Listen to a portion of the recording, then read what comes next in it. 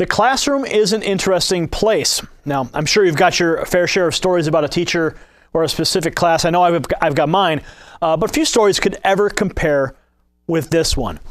Obviously, with as many school shootings as we've seen in recent days, parents and teachers alike have all been extremely concerned with improving safety at school.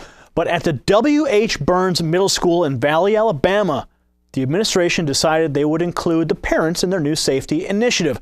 It's always a good idea to get the parents involved, right? Well, the principal sent this letter home asking parents to send weapons of self-defense with their kids to school. That's right.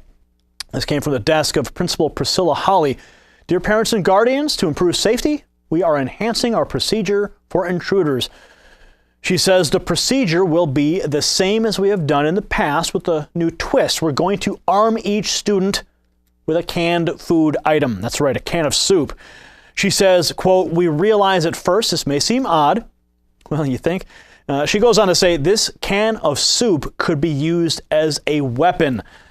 The kids should throw the can of soup at the intruder.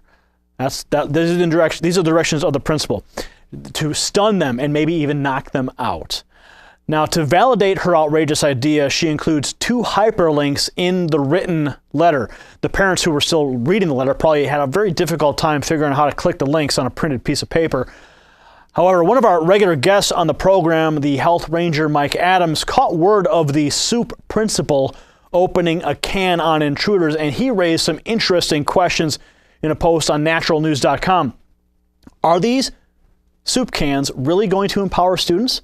Or are they more likely to expose themselves to a shooter? Adams asks, should police trade in their Glocks for Campbell's soup cans? And how do we know if children can even throw soup with any force or accuracy? But as you probably know, when one parent brings up an idea for their kid at school, it usually doesn't take long for other parents to chime in with their own opinions. Now other parents are pointing out several other questions in a new letter. For instance, one question says, what if the parents don't have an 8-ounce can? If they send a 12-ounce can, is that considered an assault can? Should it be registered first? Will the students be required to keep their cans safely locked away? So many questions to sort through. Clearly funny. Although you have to think the worst possible punishment for someone charging into a school would be to force them to sit down and eat the public school lunch.